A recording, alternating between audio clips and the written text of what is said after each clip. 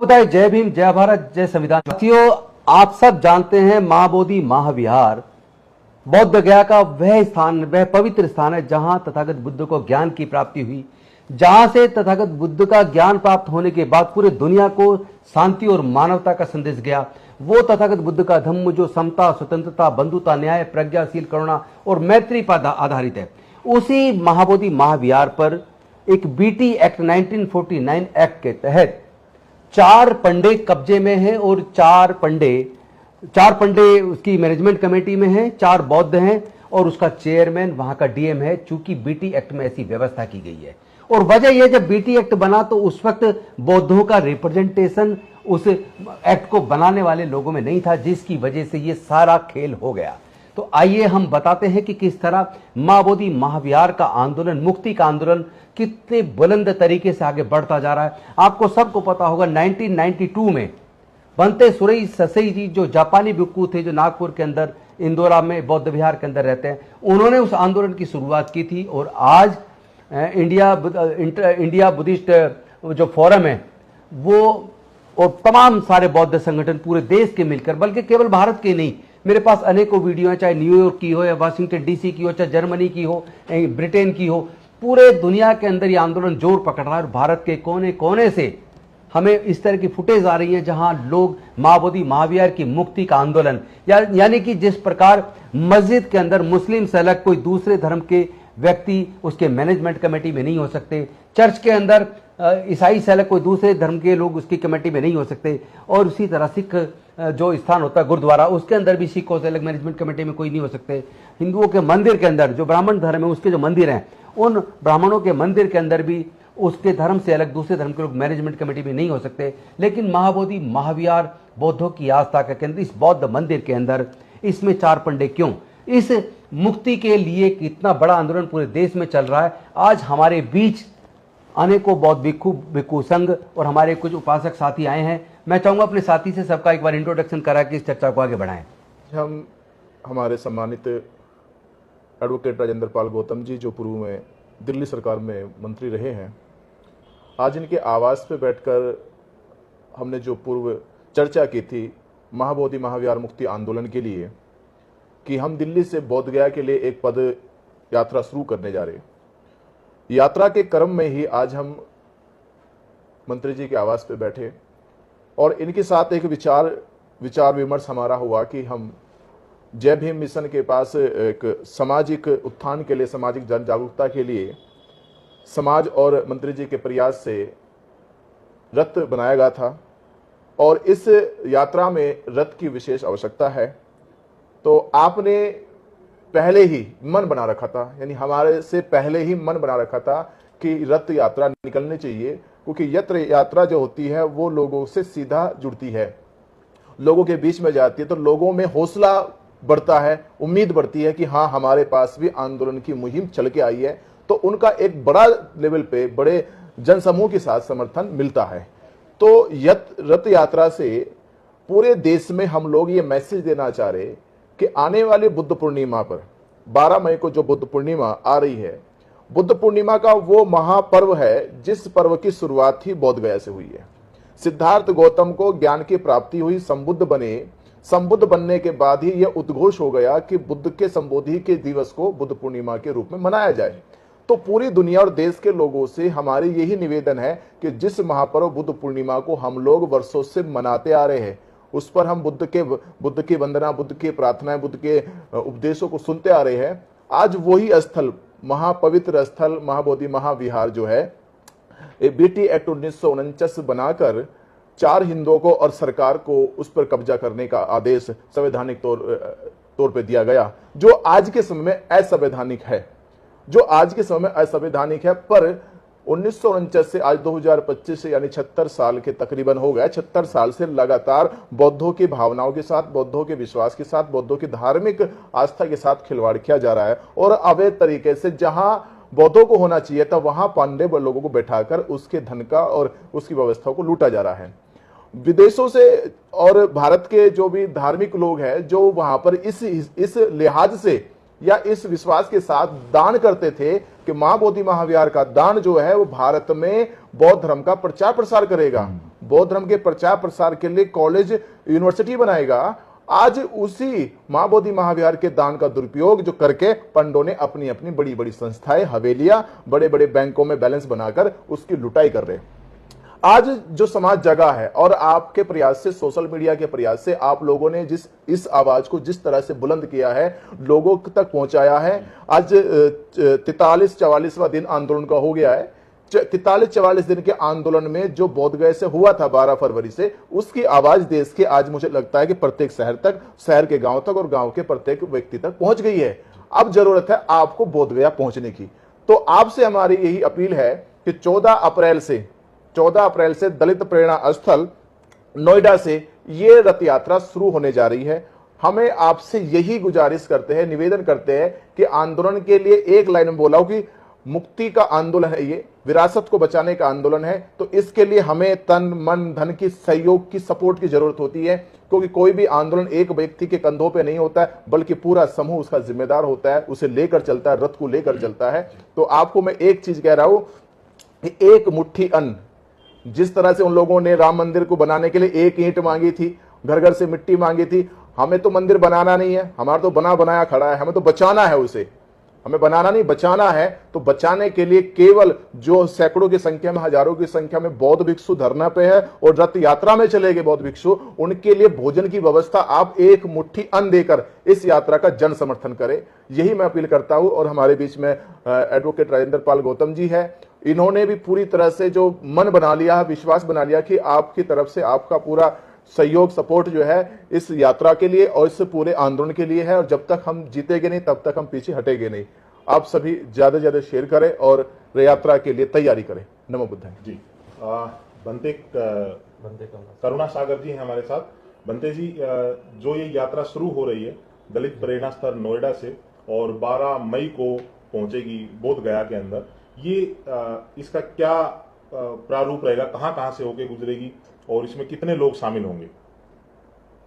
सबसे पहले social media को आभार व्यक्त करते हुए, ये हमारा रूट मैप तो काफ़ी एरिया में रहेगा। जैसे हम शुरुआत दलित प्रेरणा स्थल से करेंगे नोएडा से, उसमें मेरठ, गाजियाबाद और मुजफ्फरनगर, इधर से लखनऊ ठीक होते हुए वहाँ पे पहुँचेगा, अपने स्तर पर पहुँचेंगे। और दूसरा यह है कि हमारा ये जो यात्रा है मुक्ति आंदोलन का तो है ही है, लेकिन हमारा ये मुख्य ये रूप रहेगा कि विश्व शांति के लिए हम बिल्कुल विश्व शांति के लिए यात्रा जो है यात्रा निकाले, ना कि हम किसी की विरोध में जी। ये जो तथागत बुद्ध का संदेश भी है विश्व शांति का जी। मेरा अगला सवाल जो है वो भंते डॉक्टर बुद्ध प्रताप जी से है कि भंते जी, ये जो आंदोलन है इस तरीके से जो अभी आह्वान हो रहा है, पूरे विश्व भर के बुद्धिस्ट वहां इकट्ठा होंगे, तो एक पूरा महासंग्राम का जो है ना, एक महाआंदोलन का ये रूप ले लेगा। मैं आपसे, मेरा सवाल ये है कि अगर बिहार सरकार इस आंदोलन से नहीं जुटती है तो अगला आपका क्या स्टेप रहेगा और क्या इस आंदोलन का बिहार सरकार पे कितना असर रहेगा, वो मैं जानना चाहता हूँ आपसे। देखिए विजेंद्र जी, आपके सवाल से पहले उत्तर देने से पहले कुछ और एक थोड़ी सी बात ऐड करूँगा कि ये जो मसला है BT एक्ट 1949 का, ये बहुत पेचीदा नहीं है। बस क्या है कि यहाँ के जो हुक्मरान जो लोग हैं उनकी नीयत में फर्क है जी। हमारी प्रेमबल कहती है कि हम सेकुलर हैं, हम सभी धर्मों का सम्मान करते हैं। आर्टिकल 26 कहता है कि सभी धर्म स्वतंत्र रूप से अपनी संस्थाएं बना सकते हैं, अपने मंदिर भी बना सकते हैं और अपने अपने तरीके से पूजा उपासना कर सकते हैं। तो केवल मंदिर जो महाविहार है उसकी मुक्ति का ही मसला नहीं है, उसके अलावा हमें हमारा पर्सनल लॉ भी चाहिए, जैसे दूसरे धर्मों के पर्सनल लॉ हैं, दूसरे धर्मों के बोर्ड हैं, पर्सनल बोर्ड हैं, वो अपने तरीके से विवाह, अपने तरीके से पूजा पत्ती रावड़ी उस तरीके से करते हैं। तो उसी तरीके से बौद्ध भिक्षु उपासक मिल करके अपने हम धर्म के नियम कायदे जो विनय है, विनय के अनुसार काम करें और उसी ही तरीके से समाज में और उसमें दुनिया में धर्म का प्रचार प्रसार, यानी कि बौद्ध विनय के रूप में जो है एक बौद्धिस्ट पर्सनल लॉ जो है वो देश में होना चाहिए, उसकी भी डिमांड है। जो आप ये कह रहे हैं कि बिहार सरकार ना माने, तो ऐसा हो नहीं सकता बिहार सरकार ना माने। मैं बिहार सरकार को, आप जो सोशल मीडिया के साथी हैं उनके माध्यम से चेताने के लिए एक बात कहूँगा कि आप देखते हैं गूगल पे कि हम कितने लोग हैं बिहार सरकार, तो गूगल पे आप चेक करते हैं तो बहुत कम संख्या मिलती है बौद्धिस्टों की, क्योंकि बौद्धिस्ट जो लोग हैं वो उनके कागज वागज बनवाते नहीं, बहुत सारे लोग नहीं बनवाते, जी जी माइनॉरिटी का सर्टिफिकेट अपना। लेकिन जो लोग बाबा साहब डॉक्टर अम्बेडकर को मानते हैं भारत में, सारे के सारे शेड्यूल कास्ट, प्रतीक हो गए, तो वाल्मीकि हैं, उसमें धानुक हैं, चमार हैं, जी जी और ये सारे जो लोग हैं इस तरह के जो वो बाबा साहब को मानते हैं, बाबा साहब भगवान बुद्ध को मानते हैं, बुद्ध के शासन को मानते हैं, बुद्ध के धम्म को मानते हैं। तो हमारी जो संख्या है वो बिहार सरकार और भारत सरकार भी कम ना आके, इसके अलावा जो बैकवर्ड क्लास के लोग हैं, तमाम प्रोफेसर से बैकवर्ड क्लास के जो बाबा साहब और बुद्ध की शिक्षाओं का प्रचार प्रसार करते हैं, जी अगर बिहार सरकार इस बात को नहीं मानती, हम 12 मई तक वहाँ पहुँचेंगे, तो वहाँ से पटना भी दूर नहीं है, जी हम वहाँ घेराव करेंगे, मुख्यमंत्री का घेराव बिल्कुल करेंगे घेराव इसके बाद। हाँ जी, किया जाएगा। जी, और मुझे नहीं लगता कि अब जो सोशल मीडिया के बंधु पत्रकार हैं उन लोगों ने इतनी चीज़ें बताई हैं, इतना मतलब अवेयर किया है लोगों को, इतना जागरूक किया है कि सरकार तक बात पहुंच चुकी होगी। जी और बिहार सरकार भी, हाँ, और अभी चुनाव भी है, हाँ अगर हमारी बात नहीं मानते तो हम अक्टूबर में चुनाव में दिखाएंगे बिहार सरकार को। जी जी, यानी कि बिहार सरकार को किसी भी हालत में झुकना ही पड़ेगा, हाँ, बीटी एक्ट को निरस्त करना ही निरस्त पड़ेगा, होगा, उसको बिल्कुल। पूर्ण रूप से निरस्त करना। केवल निरस्त नहीं होगा, हमारा बोर्ड भी बनेगा, हमारा पर्सनल लॉ भी बनेगा। यानी कि ये जो है, ये जो आंदोलन है, इसके मतलब इसका जो हम पोस्ट रूप देख रहे हैं वो सेंट्रल गवर्नमेंट के साथ रहेगा फिर कि बुद्धिस्ट पर्सनल लॉ जो है वो बनाया जाए देश के। नहीं, इस पे ऑलरेडी काफी कार्रवाई हो चुकी है जी। और एक बिल ड्राफ्ट करके भी केंद्र सरकार के मंत्री, कानून मंत्री अर्जुन मेघवाल जी को हमने खुद पर्सनली जाके दिया है। जी जी जी हमने खुद, हम गए थे संसद भवन में, उनको हमने बाय हैंड दिया है। जी। और हमारे सांसद रवि कुमार, राइटर रवि कुमार जी ने भी, और थोल थिरुवल्लम जी ने हमारे साथ चल के उनको दिया है। और इस मुद्दे पे अभी 2 दिन का यहाँ कॉन्फ्रेंस भी हुआ है ओके और लगातार इस पे काम चल रहा है। ड्राफ्ट ऑलरेडी दिया हुआ है, पूरा बुद्धिस्ट पर्सनल लॉ, क्योंकि जब सिखों का आनंद कर है जी जी या ईसाइयों का अपना रीति रिवाज का है, उनका शरीयत है, मुस्लिमों का इधर हिंदू मैरिज एक्ट है, इनके अपने लॉ हैं, तो फिर बौद्धों का क्यों नहीं होना चाहिए। और ये हमारी बहुत पहले से मच अवेटेड डिमांड है और जिस पे हमें सफलता की उम्मीद दिख रही है। और महाबोधि टेम्पल बीटी एक्ट 1949 को रिपील करना कोई बड़ी बात नहीं है। बिहार की सरकार की नीयत ठीक नहीं है, और उसकी नीयत ठीक हो तो 1 मिनट के अंदर वो ऑर्डिनेंस ला के पुराने को निरस्त कर सकती है और इसका पूर्ण संचालन बौद्धों को दे सकती है। और दूसरा मैं बता दूं, उनको देना ही पड़ेगा, उनके पास कोई ऑप्शन दूसरा नहीं है। जी जी राजेंद्र जी, इसमें जो है यानी कि पहली बात तो है कि सरकार की नीयत जो है वो साफ नहीं है। और दूसरा, जो अभी बंटी जी ने एक बात कही थी, मैं आपसे पूछना चाहूंगा, आपसे इस बारे में जानना चाहूंगा कि विशेष मुद्दा जो है, जो धन जो है विदेशों से आ रहा है, क्योंकि बौद्ध के अनुयायी तो पूरे विश्व में है, तो जाहिर सी बात है कि पूरे विश्व से लोग आते हैं, तो वहां जो डोनेशन कंट्रीब्यूशन आता है वो पूरे विश्व से आता है। और वो लोग जो आते हैं वो इसलिए कंट्रीब्यूशन करते हैं वहां के कि यहाँ जो पैसा इकट्ठा या जो धन इकट्ठा हो रहा है वो बुद्ध के संदेश को फैलाने के लिए इस्तेमाल होना चाहिए, लेकिन वो बुद्ध के संदेश को फैलाने के लिए इस्तेमाल नहीं हो रहा, उसका इस्तेमाल गलत हो रहा है। देखिए, इसका अनफॉर्चुनेट पार्ट ये है कि वो पैसा अकाउंट में जाता है जी, मैनेजमेंट कमेटी उस अकाउंट को देखती है और वो खर्च करने का जो अधिकार है वो डीएम करता है। और वो जो जहां मुख्यमंत्री कहेगा वहां वो डोनेशन कर देते हैं, सरकार की किसी योजना में दे देते हैं। लेकिन बौद्ध धर्म के प्रचार प्रसार पे वहां कोई पैसा खर्च नहीं होता। पूरे देश से बुद्ध की में आस्था रखने वाले लोग जो आते हैं उनके लिए ठहरने की कोई व्यवस्था नहीं है। गुरुद्वारों में लोग आते, लंगर खाते हैं, पूरे दुनिया से, पूरे देश से कोई भी चला जाए, भोजन चलता रहता है। लेकिन महाबोधि टेम्पल पे जाके कोई किसी प्रकार के प्रसाद की भी व्यवस्था सरकार ने, एक तरह से पूरा जो मैनेजमेंट कमेटी ने कोई व्यवस्था नहीं की। कम से कम जो लोग आते हैं उनके लिए ठहरने के लिए कम से कम लॉज वगैरह कुछ उसी फंड से बना दी जाए जो फंड डोनेशन दिया जा रहा है। इतना फंड है, अरबों खरबों रुपए का फंड वहां पे वर्षों से आ रहा है। उस फंड से उनके लिए ठहरने की व्यवस्था होती, उनके लिए लगातार कोई कैंटीन होती, और नहीं तो सस्ती, आप मान लो फ्री नहीं कर सकते तो सस्ती कैंटीन होती, लोग तो देर छोटा खर्च करके भी कर लेंगे। उनके ठहरने के लिए सस्ते दर पे उनको ठहरने के लिए रूम मिल जाए। पूरे दुनिया से जहां लोग आते हैं, और फिर हमारे देश के प्रधानमंत्री तमाम लोग विदेश में जाके कहते हैं बुद्ध के देश से आए, हमने दुनिया को युद्ध नहीं बुद्ध दिया, और यहाँ पे बुद्ध के ही के नाम पे दिए गए चंदे का दुरुपयोग दूसरी जगह कर रही है। और सरकार कर रही है, सरकार कर रही है। सबसे शर्म की बात तो ये है। और दूसरी बात, इसमें ये बताइए कि माँ बोधि टेम्पल में उसके मैनेजमेंट कमेटी में किसी दूसरे धर्म के व्यक्ति का क्या काम?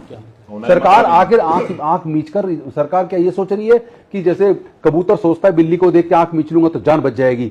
जान उड़ने से बचेगी नहीं, मारा जाएगा कबूतर। तो ये बिहार की सरकार हो या केंद्र की सरकार हो, अगर ये महाबोधि टेम्पल मुक्ति आंदोलन से आंख मीच रही है, या जो देश का मुख्य मीडिया है जो छोटे छोटे मसले पे हिंदू मुसलमान करवाता है, रोज डिबेट करवाता है, क्या वो उसकी आंखें बंद है? उसको दिख नहीं रहा कि महाबोधि महाविहार का इतना जेन्युइन मुद्दा, पूरे दुनिया से बौद्धों से जुड़ा मुद्दा, उसमें लगातार आंदोलन पूरे देश में चल रहे हैं और एक लाइन किसी अखबार टीवी में नहीं है, केवल आपके सोशल मीडिया के माध्यम से, बहुजन मीडिया के माध्यम से लोग जा रही है। मैं तो पूरे देश के लोगों से, अनुसूचित जाति, जनजाति, पिछड़े वर्ग और अल्पसंख्यक समाज के लोगों से निवेदन करना चाहूंगा, इन मुख्य मीडिया चैनल को देखना बिल्कुल बंद कर दो। अपने बहुजन मीडिया चैनल्स को आप मदद, आर्थिक मदद भी कीजिए, ज्यादा से ज्यादा उसको देखो, शेयर करो, इसको प्रमोट करो, क्योंकि इसी के माध्यम से हमारे जो लोग, जो वंचित वर्ग के लोग हैं, उनकी आवाज, उनकी जायज मांग की आवाजें जनता तक पहुंच पा रही है।